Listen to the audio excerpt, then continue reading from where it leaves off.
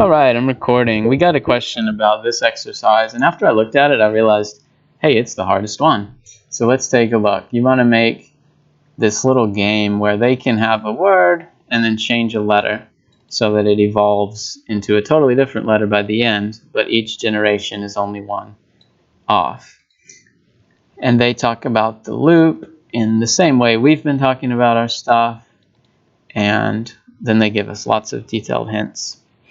So it's going to say, start with a word, and then you put where and what, where and what, where and what. And if you ever quit, you just put -1 and it's done. It doesn't even say thanks for playing, it just stops. So let's try this. I'm going to delete all the stuff that I had gone through, and let's do it on our own.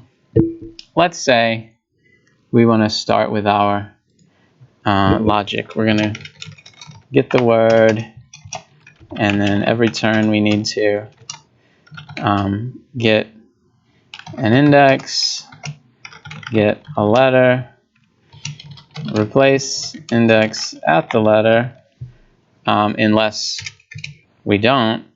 If it's -1, we're done, and in fact that's even before then. Putting your stuff in order is an important part of it. And then maybe display the current word or whatever. Like if they say cat and they change the middle to an O, then we say caught, and they change it to a G, we say caught. And is that everything? Let's see, let's do a little glance. Yeah, probably. So the thing is, some of these are super quick and some of these are not. So I'm going to say right at the beginning, word equals, what's a word? Somebody throw out a random word. Dog. And then we'll later do the input and other stuff. But we want to convert it to a list because, first of all, they tell us to. And second of all, it does work nicely. If you remember, we had done some stuff with words where you have to replace a letter and you have to like colon up to that spot and then do the new one and then colon after that spot, and it's pretty ugly. But if it's a list, you can just say like, hey, index 2 equals H or whatever, and you're done. So I'm going to say list of word, and for this guy I'm going to call it str word, just so that we're completely labeling what we're doing, and if you ever say the word, you know which one. But I don't think we're ever going to need this one again. So we got a loop. Let's get it started. And let's say index is going to be get index. We haven't made that yet, but getting something. And then letter is going to be get letter. We haven't made that yet, but it's going to be somewhere. And then here's the super easy one. If index is specifically -1, we're done. Okay? That is locked in.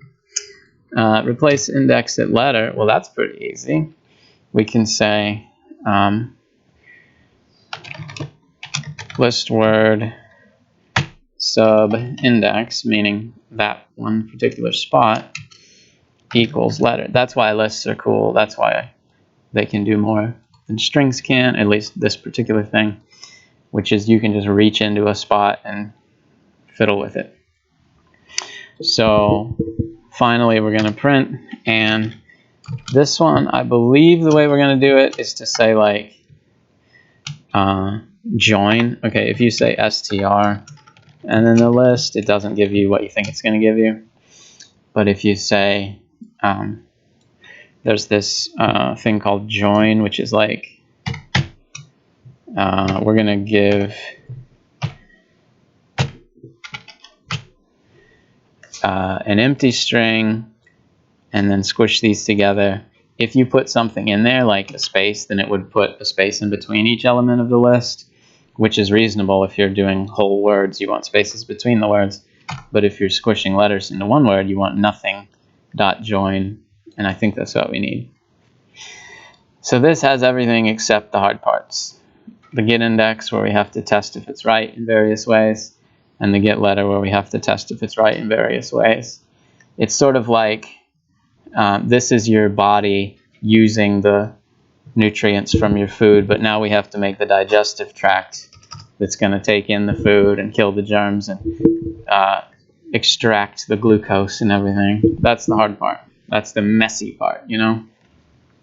So we're going to say there's going to be something called get index, and it's going to have some stuff in it.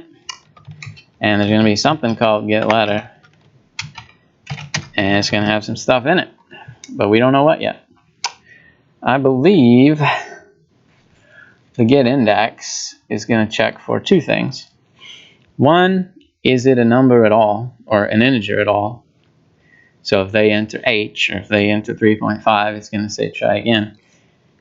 And is it within the range? So like if we're changing dog, we have to put 0, 1, or 2. We can't put 5. Okay. And once it's passed all those tests, then it can go on to this other stuff, to do this part. When it does this part, it has to be clean, perfect inputs ready to go, or else this could have an error. So this is the prep. Now, if that's the case, we need to know what the length is. It has to know, like, hey, I'm looking for a certain range. You got to tell me what I'm looking for. Like if the word is dog, then it has to be 0, 1, or 2. If the word is chicken, then it gets a little more leeway.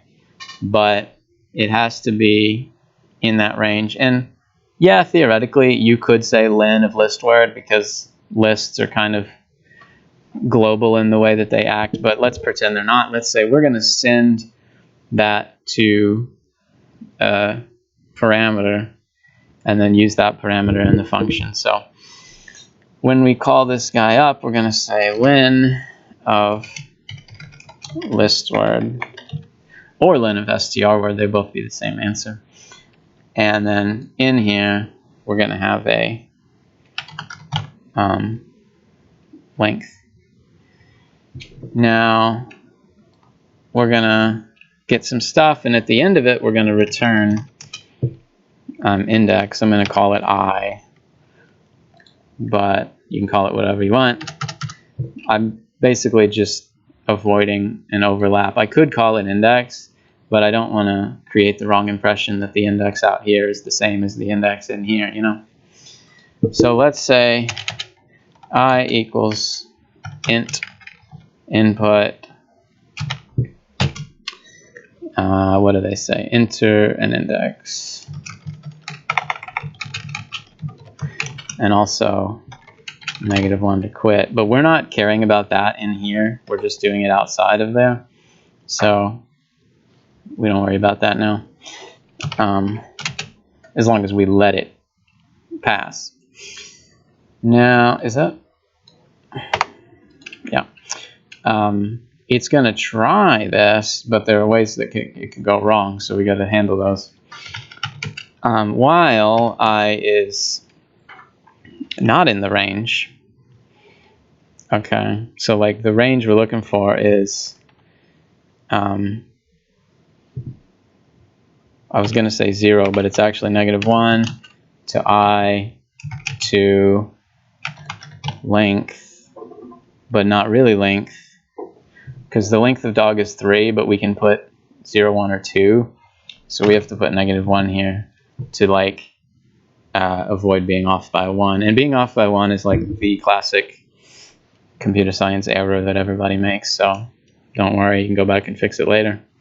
But while I is in that range, or while it's not in that range, while this is not happening, then we're going to ask him again and tell him why. What do they say? Invalid index. And then we also need to check, and by the way, once we're through that, we can return, right? Except, and actually I'm going to type the word except. We need to do the try except thing because if you put something in here that's not able to survive this round, if you put something that can't be converted to int, then it's going to crash, and we don't want that. We want it to handle it. So we want to say except what kind of thing happens if you put something through this and it doesn't work, then it's called value error, which is the only error we talked about so far, and it's not like one from a giant list you have to memorize it or anything. And what do we do when they put that wrong? Like if they put Q instead of a number, then we want to tell them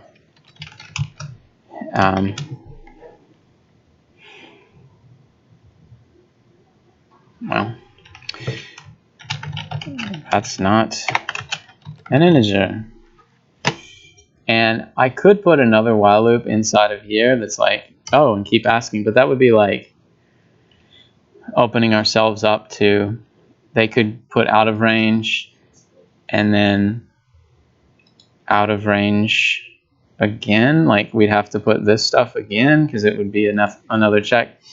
It would be like getting really deep and far indented. So instead of asking that again, I only want to do this once. So I'm going to make the whole thing inside a while and then bump these over. And then there's only one way to survive. There's only one way to get out of this function, which is to get through this, and they only exist once. And I think that's solid. So now we need to do the get letter, which is pretty much the same thing. You have to check if their input survives a couple different layers of testing, and then once it does, we can move on. So how do we do that? We're going to say some kind of input. I'm going to say, L equals whatever. No int this time. And you don't have to worry about, like, we're going to let them put a number. Like if they have cat and they want to change it to C7T, then we're going to let them. But we do need to check if it's 1 and if it's lowercase. So we're going to say while L or len of L is not 1, then go again, and we're going to say must be exactly 1 character. And then we're going to do another loop, which is kind of ugly having 2 in a row, but whatever. While the lower version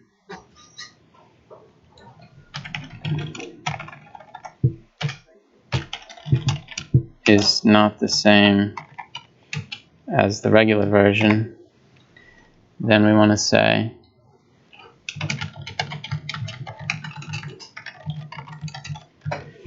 and then we return it if we survive those.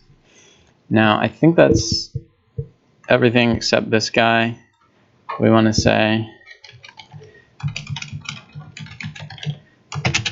and let's try it. Oh no, the bell's gonna ring. See, it lets us do that, which is dumb. No. No. Yes. No. Ooh, that's a problem. Why did it say that? We got to figure that out. I got to fix that. Okay. Let's see if we can do it. It's got to be like.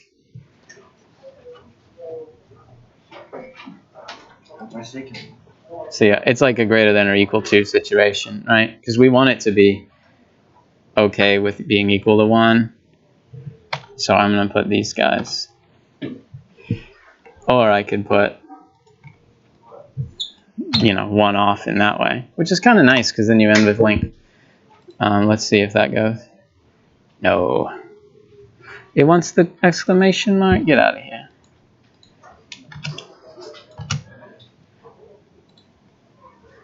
Great. Beautiful. Love it.